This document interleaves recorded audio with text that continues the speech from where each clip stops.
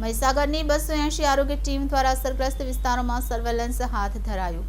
જિલ્લામાં છેલ્લા 3 દિવસથી ભારે વરસાદ જોવા મળ્યો છે, જેથી ભારે વરસાદથી પ્રભાવિત અસરગ્રસ્ત વિસ્તારોમાં રોગચાળો ફાટી ન નીકળે તે માટે આરોગ્ય વિભાગે અગમચેતીના પગલે સ્વાસ્થ્ય ચકાસણી હાથ ધરી હતી।